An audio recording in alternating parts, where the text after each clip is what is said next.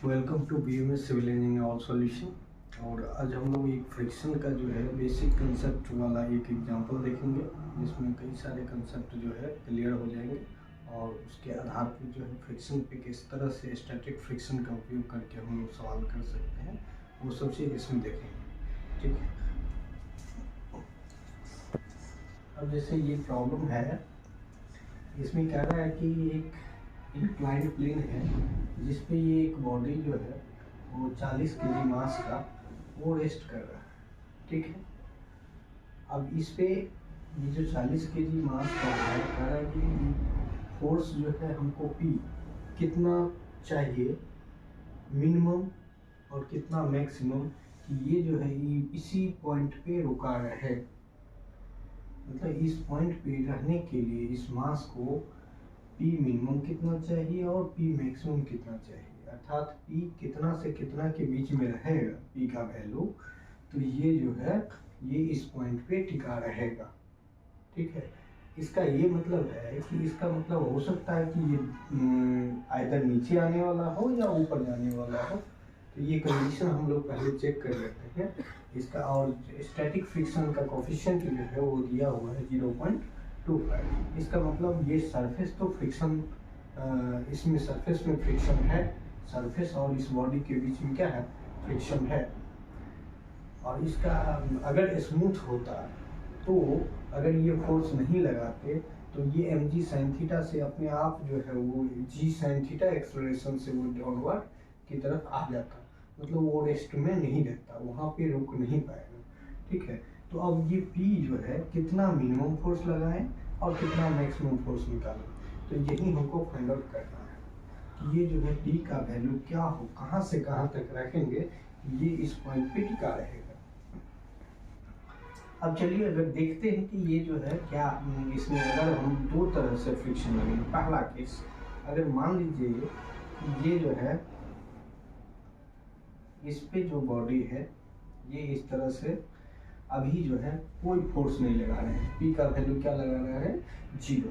P का value कोई force नहीं लगा रहे हैं, तो यहाँ पे क्या होगा ये पहले देखिए। ये जो फोर्स, ये जो है मास, इसका मास कितना है 40 kg, इसका मतलब 40 × g जो है ये सीधे डाउनवर्ड इस पर फोर्स लगेगा। ठीक है, अब इसका जो एक ये जो सरफेस है तो ऑब्वियसली इसमें जो है कुछ नॉर्मल रिएक्शन लगेगा ऊपर की ओर, तो ये मान लीजिए कि ये जो है नॉर्मल रिएक्शन लगा n। ठीक है, अब इस n का एक इस mg का जो 40g है उसका एक कंपोनेंट इधर आएगा और एक कंपोनेंट जो है इसके सेंटर ऑफ मास से ये ऐसे है। अब चूंकि ये थीटा है, ठीक है, तो ये भी क्या होगा, थीटा होगा। आप ट्रायंगल लगाएंगे तो आराम से उसमें पता चल जाएगा कि ये भी एंगल क्या होगा, थीटा होगा। तो ये 40g अगर होगा तो इसको हम दो कंपोनेंट में तोड़ सकते हैं। ये हो जाएगा 40g cos 30, ठीक है, और ये हो जाएगा 40g sin 30। अब ये हो गया कि यही 40g जो मास था, जो डाउनवर्ड वर्टिकली डाउनवर्ड था, उसको दो कंपोनेंट में तोड़ दिए, एक जो कि इधर की तरफ और एक जो है ये। अब आपको पता है किसी बॉडी जो है यहाँ पे न्यूटन्स थर्ड लॉ से कि यहाँ जो रिएक्शन होगा, नॉर्मल रिएक्शन, जितना से यही फोर्स लगाएगा उतना ही से जो है नॉर्मल रिएक्शन भी होगा। तो ये n जो है नथिंग बट इसके बराबर होगा। ठीक है, कितना, 40g cos 30 के बराबर होगा n। तो आपको पता है n बराबर क्या होगा, तो 40g cos 30 degree, cos 30 degree, यही जो है n का वैल्यू हो गया। अब ये जो mg sin थीटा है ये आ गया इधर। अब बताइए इस डायरेक्शन में अगर कोई फोर्स नहीं होगा तो ये बॉडी रेस्ट में रहेगा, नहीं रहेगा, वो जो है इधर की तरफ एक्सेलरेशन होगा। लेकिन अब जो है इसका मतलब है ये रेस्ट में रखने के लिए इधर नीचे से कोई फोर्स लगाए। ठीक है, और वो फोर्स एक जो है, जब भी अगर हम इस बॉडी को यहाँ पे छोड़ देंगे तो ये बॉडी क्या करेगा, नीचे जाने की कोशिश करेगा। जब नीचे जाने की कोशिश करेगा तो फ्रिक्शन क्या करता है, उस मोशन को अपोज करना चाहता है। तो फ्रिक्शन किधर लगेगा, ऊपर की ओर इस पे फ्रिक्शन लगेगा। यहाँ पे जो फ्रिक्शन लगेगा वो होगा म्यू इंटू एन। ठीक है, म्यू इंटू एन किधर लगेगा, इसकी तरफ लगेगा, और म्यू इंटू एन जो है इसका फ्रिक्शन लगेगा। अब आप सिंपल से इसमें देख सकते हैं कि अगर ये कंडीशन पे इक्विलिब्रियम होता है या नहीं, पहले ये देख लेते हैं। ठीक है, इस कंडीशन पे इक्विलिब्रियम है कि नहीं, इतना चीज तो आप जब म्यू दिया हुआ है तो इसका मतलब ये होगा। अब पी फोर्स निकाल जाने से पहले हम पहले ये देख लेते हैं कि ये एफ कितना है, ये कितना है, ये कितना है और ये कितना है। तो एन का वैल्यू आपको पता चल गया। ठीक है, और एफ का वैल्यू हो जाएगा म्यू इंटू एन। ठीक है, और यही म्यू इंटू एन जो है, म्यू का वैल्यू है 0.25, और ये हो गया 40, और जी का वैल्यू मान लीजिए 9.8 हो गया, और इंटू cos 30 का वैल्यू कितना होगा, √3/2। ठीक है, अब इसका मतलब है कि इसको गुना कर लीजिए, इसका वैल्यू जो आएगा वही 84.868 करीब होगा न्यूटन। ठीक है, ये होगा एफ का वैल्यू आया। अब अगर इसमें देखेंगे ये 40 जी साइन 30 का वैल्यू, तो 40 गुने 9.8 गुने ये हो गया 1/2। ये जब गुना करिएगा तो इसका वैल्यू आ गया कितना, 196 न्यूटन। अब ये समझिए कि इधर की ओर कितना लग रहा है, 196 न्यूटन, और इधर की ओर कितना लग रहा है, तो ये 84। मतलब अगर आप ये देखें तो इस सरफेस पे ये जो बॉडी है, इस बॉडी में इधर की ओर जो फोर्स लग रहा है 196 न्यूटन। ठीक है, और इधर की जो फोर्स लग रहा है ये लग रहा है 84.868। अब आपको क्लियर समझ में आ रहा होगा कि ये जो न्यूटन, ये 84 न्यूटन करीब है, और ये कितना है 196 न्यूटन। इसका मतलब 196 न्यूटन जो है ज़्यादा है और इधर क्या है, कम है। तो इसका मतलब है ये तो नीचे की तरफ लुढ़क जाएगा, ये स्लाइड कर जाएगा। अब यहीं पे मिनिमम कितना फोर्स लगाए कि ये जो है नीचे नहीं आए। इसको नहीं आने देने के लिए आपको यहाँ पे एक फोर्स लगाना पड़ेगा, और यही जो है P कहता है, और यही आपका P मिनिमम फोर्स होगा। ये जो है P मिनिमम फोर्स कितना होगा, इसको बैलेंस करने के लिए तो 196 को जो है में से तो इतना घटा देगा, लेकिन ये और लगा देंगे तब जाकर के, मतलब 196 बराबर 84.868 और प्लस P मिनिमम। इसका मतलब है कि P मिनिमम का वैल्यू क्या होगा, P मिनिमम अगर इधर ले जाइएगा तो ये जो है सिंपल हो जाएगा कि 6 और यहाँ हो गया कितना, 6 5 मान लीजिए 11, 111.132, तो 111.132 न्यूटन जो है इसका हो गया P मिनिमम। मतलब इतना मिनिमम फोर्स लगाएंगे तो ये जो नीचे की तरफ जो स्लाइड हो रहा था वो नहीं होगा। तो P मिनिमम क्या आया, इतना, अर्थात इतना न्यूटन आपको चाहिए फोर्स इसको रोकने के लिए, जस्ट नीचे स्लाइड होने से रोकने के लिए। अब ये P मिनिमम तो लगा दी, ठीक है, लगा देंगे तो ये रुक जाएगा। लेकिन अगर हम P का वैल्यू इससे और बढ़ाते हैं तो क्या होगा, क्या वो उधर ऊपर की तरफ जाने लगेगा या नहीं जाने लगेगा। अब ये चीज को देखिए, जब ये फ्रिक्शन अब क्या करेगा, जब भी हम इससे ज्यादा फोर्स लगाएंगे, इस फोर्स से ज्यादा जब लगाएंगे तो क्या होगा, ये बॉडी अब ऊपर की तरफ जाना चाहेगा। ठीक है, तो अब फ्रिक्शन का काम क्या होता है, उसके मोशन के अपोजिट में लगने लगेगा।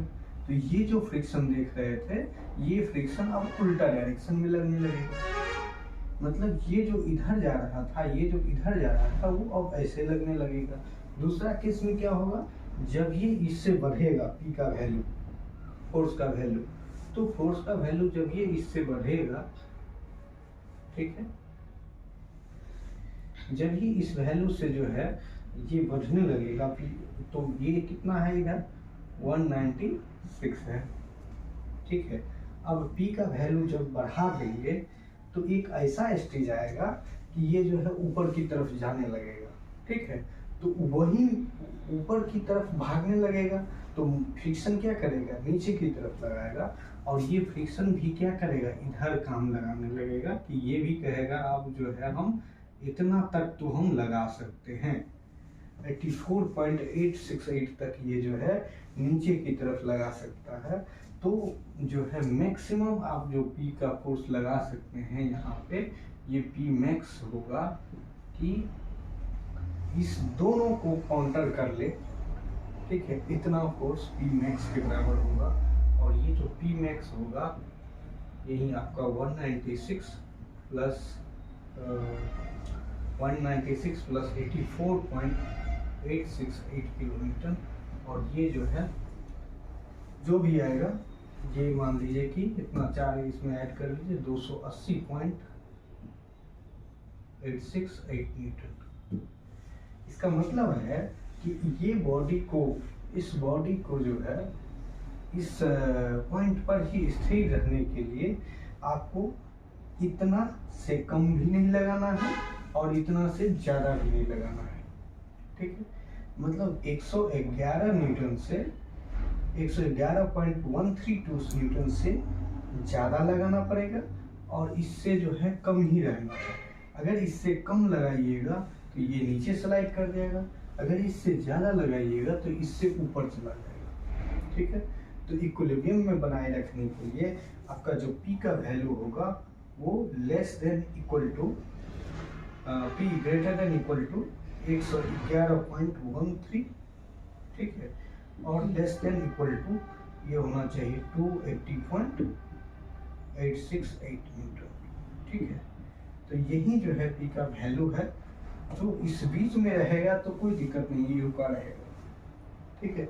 बस फ्रिक्शन का वैल्यू घट जाए, mg sin थीटा घटेगा बढ़ेगा नहीं, बस ये फ्रिक्शन का वैल्यू घटता बढ़ता रहेगा, जितना जरूरत रहेगा उतना ही फ्रिक्शन लगाएगा।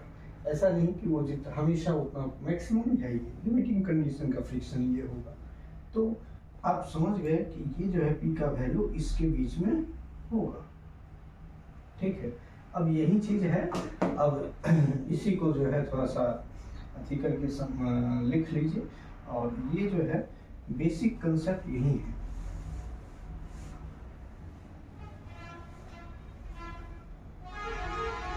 तो इस तरह से जो है इसको हम लोग सॉल्व कर सकते हैं कि क्या इसमें। अब आपको फर्स्ट केस के अनुसार हम यहाँ पे ये ड्रॉ कर देते हैं कि जैसे यही फर्स्ट केस में था कि ये जो है इधर से मान लीजिए P लग रहा था, P मिनिमम, ठीक है, और ये जो है इधर हो गया mg 40 इंटू जी, ठीक है, जो ये कंपोनेंट होगा 40 जी cos 30 डिग्री, ठीक है, और ये कंपोनेंट एक कंपोनेंट जो हो गया 40 जी साइन 30 डिग्री, क्योंकि ये 30 डिग्री है, ये भी जो है 30 डिग्री है, ठीक है। और फ्रिक्शन जो है स्लाइड हो रहा था तो ऊपर की तरफ है, F बराबर हो गया म्यू n, ठीक है, और ये जो है n लगा ऊपर की तरफ, ठीक है। यहाँ n का वैल्यू हो गया क्या 40 जी cos 30 डिग्री, ठीक है। अब यहाँ पे जो है फ्रिक्शन F का वैल्यू क्या हो गया म्यू इंटू n बराबर 0.25 गुने 40 गुने जी का वैल्यू हो गया 9.8 गुने cos 30 का वैल्यू हो गया √3/2, जो कि 84.868 न्यूटन हो गया। ये F का वैल्यू हो गया। यहाँ से जो है अब इस का इक्वेशन निकालिएगा, इसका तो P मिनिमम प्लस F बराबर हो गया 40 जी साइन 30 डिग्री, इसका मतलब 40 गुने 9.8 गुने 1/2, जो कि नथिंग बट कितना है 196 न्यूटन है। अब जब पी मिनिमम का वैल्यू लगाइएगा, ठीक है,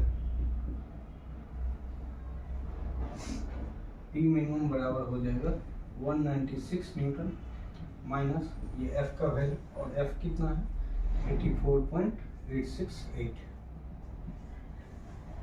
ठीक है। इस दोनों को घटाइएगा 111.132 न्यूटन हो गया। ये हो गया केस 1 में, ठीक है, जो पी मिनिमम का वैल्यू है। इसी जगह अगर हम केस 2, ठीक है, केस 2 में क्या होगा, ये फ्रिक्शन का वैल्यू अब जो है स्लाइड ऊपर की तरफ भागने का चांस रहेगा, तो उसको हम नीचे लाएंगे। तो ये जो है मान लीजिए ऐसे है 30 डिग्री, ठीक है। अब जो है यहाँ पे ये तो 40 जी हो गया, और ये जो है 40 जी cos 30 डिग्री, ठीक, इधर की तरफ हो गया 40 जी sin 30 डिग्री। बस ये फ्रिक्शन भी जो है अब ऐसे लगने लगे, नीचे की तरफ ही F बराबर हो गया म्यू एन, और न्यू एन जो है नॉर्मल फोर्स इधर ही हो गया, ठीक है। और P जो है अब जो लगेगा ये P, ये ऐसे लगेगा P, और ये हो गया P मैक्स, ठीक है। अब यहाँ से आप देखेंगे तो ये F का वैल्यू तो सेम यहीं से आ जाएगा, बस ये दोनों हम एक इक्वेशन लिखिएगा, तो P मैक्स, ठीक है, और P मैक्स उधर की ओर, और बराबर ये दोनों हो जाएगा 40 जी sin 30, ठीक है, प्लस म्यू इंटू 40 जी cos 30। ये वैल्यू निकालिएगा तो 280.868 किलोमीटर, सॉरी न्यूटन। तो पी मैक्स का वैल्यू ये है, ठीक है। यही जो है इसका सॉल्यूशन। चलिए अब दूसरा प्रॉब्लम देखते हैं फ्रिक्शन का ही। इसमें है कि ये जो वॉल है और ये फ्लोर है, ये सीढ़ी है, ए बी जो है ये क्या है, लैडर है, सीढ़ी है, जिसका वेट कितना दिया हुआ है 230 न्यूटन दिया हुआ है। और इसमें जो है एक आदमी क्या कर रहा है, तो यहाँ पे चढ़ गया, जिसका वेट कितना है 550 न्यूटन है। तो अब हमको फाइंड आउट करना है कि ये जो है थीटा मिनिमम कितना होना चाहिए कि ये स्टेबल रहेगा। अब स्टेबल कैसे, अगर मान लीजिए कि ये सीधी, इसका चांसेस क्या है, ये ऐसे स्लाइड करके ऐसे गिर जाए नीचे की तरफ, जब ये वेट यहाँ पे लगेगा तो एक थीटा का वैल्यू उतना से ज़्यादा अगर हो रहा है, उतना से कम हो रहा है, मतलब अगर मान लीजिए थीटा का, तो अगर इस मिनिमम वैल्यू से थीटा का वैल्यू घट जाएगा तो वो क्या करेगा, स्लाइड कर जाएगा इधर। तो अब हमको फाइंड आउट करना है कि ये थीटा मिनिमम कितना होगा कि ये हमारा स्टेबल रहेगा उस पॉइंट पे भी 550 न्यूटन लोड, और यहाँ पे इसका सीढ़ी का जो वेट है 230 न्यूटन रहने के बावजूद ये क्या होगा, स्टेबल रहेगा। अब रोकेगा कौन, तो एक तो यहाँ से है नॉर्मल रिएक्शन लगेगा जो कि ऊपर की ओर, और ये फ्लोर है, और यहाँ दिया हुआ है दोनों का, ये वॉल का जो फ्रिक्शन कोफिशिएंट है वो 1/3 है, और फ्लोर का जो फ्रिक्शन कोफिशिएंट है वो 1/4 है। अब हमको फाइंड आउट करना है कि ये थीटा कितना होगा। तो सपोज पहले, इससे पहले देखें कि अगर इस बॉडी पे यहाँ पे अगर वेट लग रहा है, और इसका तो वेट अपना है ही, तो ये क्या करना चाहेगा, इसके कारण ये क्या होगा, ये जो है नीचे आना चाहेगा, और ये किधर जाना चाहेगा, इधर जाना चाहेगा, ठीक है। ये मोशन का डायरेक्शन क्या होगा, ये नीचे आएगा और ये वाला इधर जाएगा, ठीक है। लैडर का लेंथ कितना है 4 मीटर है, सीढ़ी का 4 मीटर चौड़ाई है। तो अब अगर हम देखें इस सीढ़ी को, तो मान लीजिए अगर थीटा एंगल पे है, तो अगर ये सीढ़ी है, ठीक है, ये अगर L = 4 मीटर है, और अगर ये थीटा है, तो सिंपल एक तो ये आ जाएगा कि ये होगा L cos थीटा जो कि 4 cos थीटा, और ये क्या हो जाएगा 4 sin थीटा। ठीक है, अब यहाँ पे फोर्स कौन कौन लगेगा? यहाँ पे जो फोर्स लगेगा, वाल जो लगाएगा, ये साइड वाला जो वाल है एक रिएक्शन फोर्स देगा, ठीक है, जिसको हम लोग मान लेते हैं R ऑफ वाल, ठीक है, RW। और यहाँ जो रिएक्शन फोर्स मान लीजिए इसका जो फ्लोर देगा, इसको मान लेते हैं RF, ठीक है। अब फ्रिक्शन, जब ये यहाँ लोड लग रहा है, एक लोड यहाँ से लग रहा है, ये कितना है 550 न्यूटन, और यहाँ इसके मिडिल पे जब ये लोड कितना नीचे की ओर लगेगा, जिसका जो वेट है 230 न्यूटन।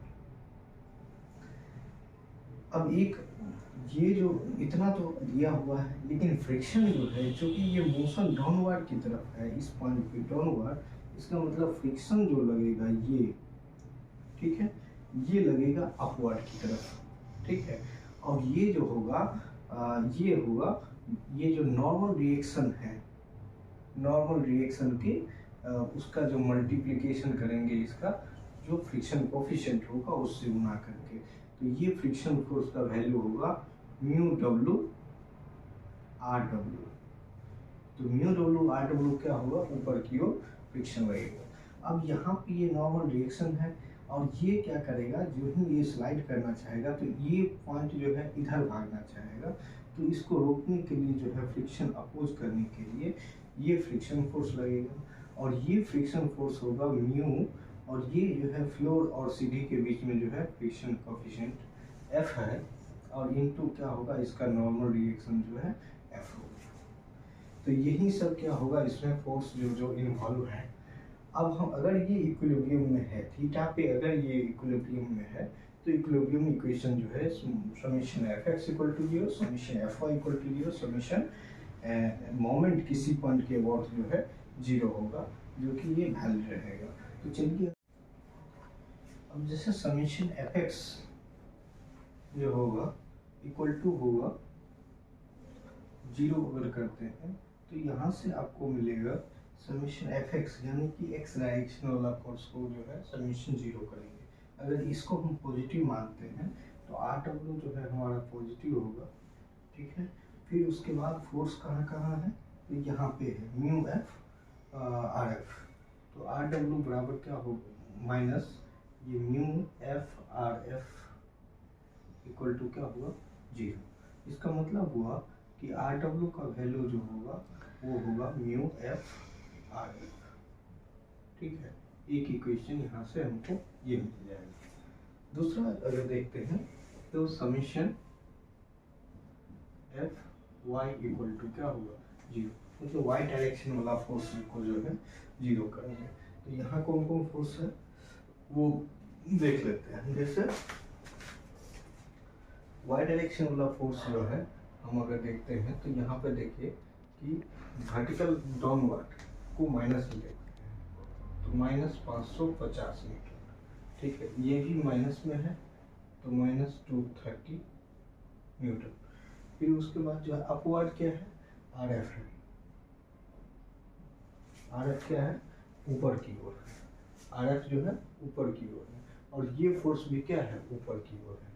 तो प्लस हो गया म्यू डब्ल्यू आर डब्ल्यू, ठीक, म्यू डब्ल्यू आर डब्ल्यू, यही इक्वल टू क्या होगा 0।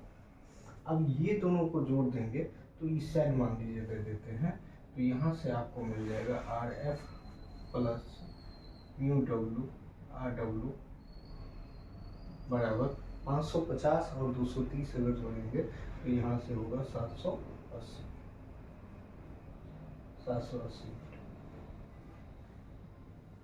ये दो इक्वेशन हमको मिल गया है। Summation F X equal to 0 से और summation F Y equal to 0 से जो है ये इक्वेशन मिल गया। अगर इस दोनों से आप देखेंगे इक्वेशन मान लीजिए 1 और इसको क्या करिए 2, ठीक। अब 1 और 2 में देखेंगे तो आर डब्ल्यू का वैल्यू जब इसमें रख दीजिएगा तो एक इक्वेशन, एक सॉल्यूशन हमको मिलेगा। सपोज मान लीजिए हम आर डब्ल्यू का वैल्यू इसमें रख रहे हैं, तो यहाँ से होगा आर एफ और plus mu W, R W का वैल्यू क्या है, म्यू एफ और आर एफ बराबर कितना है 780 न्यूटन। ठीक है, जब ये अगर आर एफ का वैल्यू कॉमन लीजिएगा तो यहाँ हो जाएगा 1 plus mu W mu F. ठीक है, और ये वैल्यू हो गया हमको 780। ठीक है, अब एक चीज देखिए, यहाँ पे हमको म्यू डब्ल्यू और म्यू एफ का वैल्यू है हमको दिया हुआ 1/3 और 1/4, तो ये गुना करिएगा तो 1/12 हो जाएगा और ये जो है 13/12 हो जाएगा, जो कि 12 इधर गुना करेंगे और आर एफ का वैल्यू आप निकालिएगा तो यहाँ से आर एफ का वैल्यू हो जाएगा 780 गुने 12/13, तो 73 हो गया। इन 60 इंटू 12 करेंगे तो 12 से 72 720, तो आर एफ का वैल्यू कितना हो गया 720 न्यूटन हो गया। उसी तरह से अगर हम आर डब्ल्यू का वैल्यू अब निकालें तो आर डब्ल्यू का वैल्यू क्या होगा, म्यू एफ का वैल्यू कितना है 1/4 और गुने कितना है 720, तो ये कितना हो गया 180 न्यूटन।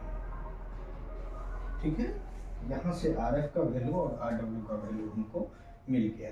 जब ये आर एफ और आर डब्ल्यू का वैल्यू मिल गया, अब हमको फाइंड आउट करना है थीटा, और अब हमारे पास एक ही इक्वेशन अवेलेबल है, वो है मोमेंट का वैल्यू 0 होना चाहिए। ठीक है, चलिए इसमें अगर मोमेंट का वैल्यू 0 रखें तो क्या आएगा। ठीक है, चलिए आर एफ का वैल्यू और आर डब्ल्यू का वैल्यू पता है। आर एफ का वैल्यू आया 720, यहाँ से आर एफ का वैल्यू आया है 720 न्यूटन और आर डब्ल्यू का वैल्यू कितना आया है 180 न्यूटन। ठीक है, अब ये जब हमको वैल्यू पता है, ठीक है, तो अब हम मोमेंट, मान लीजिए ये बी पॉइंट आपका है और ये क्या है ए पॉइंट था पहले से भी, तो बी पॉइंट के अबाउट अगर हम मोमेंट 0 करेंगे, समीशन एम अबाउट जो बी पॉइंट है इसको हम क्या कर रहे हैं 0, इक्विलिब्रियम में है तो तीनों इक्विलिब्रियम इक्वेशन वैलिड होगा। तो यहाँ से जो है अगर हम क्लॉकवाइज वाले को इस बी के अबाउट मोमेंट ले रहे हैं तो ये देखिए ये फोर्स ये फोर्स ये फोर्स तीनों का मोमेंट क्या होगा 0 होगा। अब बच क्या गया, तो ये फोर्स ये फोर्स ये फोर्स, बस ये 3 फोर्स रहेगा। तो इस पॉइंट के अबाउट अगर मान लीजिए इस का मोमेंट लेंगे तो ये जो है क्लॉकवाइज डायरेक्शन में होगा। मान लीजिए क्लॉकवाइज को पॉजिटिव तो 230 न्यूटन, और ये देखिए जब ये नीचे करेंगे तो ये जो है 4 मीटर है तो ये 2 मीटर हो जाएगा और ये 2 मीटर हो जाएगा। तो 2 मीटर करेंगे तो 2 cos थीटा ये होगा, 2 cos थीटा यहाँ से यहाँ तक ये दूरी जो है 2 cos थीटा होगा। अब ये 2 cos थीटा गुने 230 न्यूटन हो जाएगा, तो 230 न्यूटन गुने 2 cos थीटा। ठीक है, इसका मोमेंट हो गया क्लॉकवाइज में। ठीक है, अब इसका ये भी जो है क्लॉकवाइज घुमाएगा, चलिए इसका भी लिख देते हैं plus mu F into R F. ठीक है, इंटू ये जो है 4 साइन थीटा है तो गुने क्या होगा 4 साइन थीटा। ठीक है, अब जो है ये आर एफ देखिए, आर एफ क्या है ऐसे घुमा रहा है तो वो अपोजिट डायरेक्शन में है, तो माइनस आर एफ इंटू ये जो है यहाँ से 4 cos थीटा, ये डिस्टेंस है वही डिस्टेंस यहाँ भी होगा, तो ये जो है 4 cos थीटा होगा इक्वल टू क्या होगा 0। ठीक है, अब अगर हम इसमें फाइंड आउट करेंगे तो यहाँ से देख लीजिए तो इसमें जो है थीटा का वैल्यू निकाल सकते हैं, साइन थीटा और cos थीटा दिया हुआ, cos थीटा से डिवाइड कर लीजिए वो आराम से उधर साइन थीटा हो जाएगा और टेन थीटा के टर्म में हम लोग लिख लेंगे। चलिए इस दोनों को गुना करेंगे तो ये होगा 460 cos थीटा। ठीक है, अब म्यू एफ का वैल्यू कितना है, म्यू एफ का वैल्यू है 1/4, आर एफ का वैल्यू है इतना अर्थात 180 न्यूटन ये हो गया, तो ये हो गया प्लस 180 गुने 4 और ये क्या है साइन थीटा। ठीक है, और माइनस ये आर एफ का वैल्यू कितना था 720 गुने 4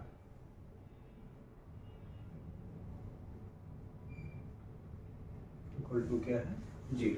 ठीक है, अब अगर हम साइन थीटा को इधर रखें, बाकी को उस साइड ले जाएंगे, ठीक है, या साइन थीटा वाला को ही उधर ले जाइए और बाकी को इधर कर लीजिए, बस माइनस से मल्टीप्लाई कर लीजिएगा तो आराम से अपना ये जो है आ जाएगा।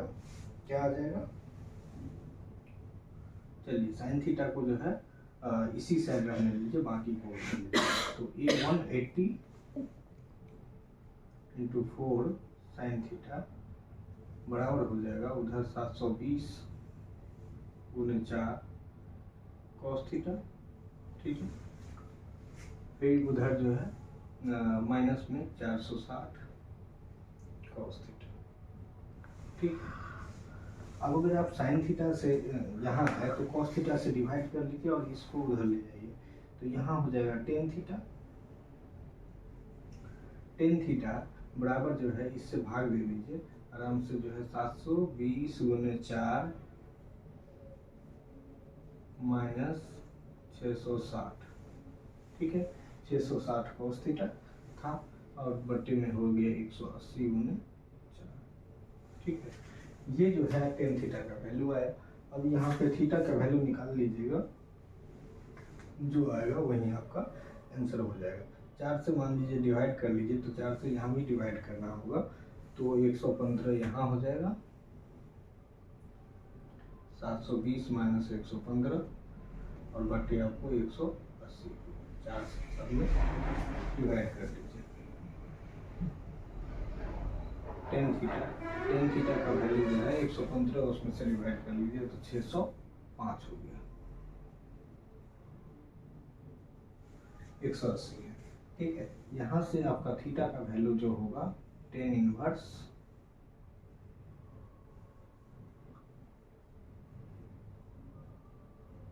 180, यही जो है आपका क्या है फाइंड आउट आपका आंसर है। लगभग जो है 80-85 डिग्री के आसपास में आएगा, ये कैलकुलेट कर लीजिए।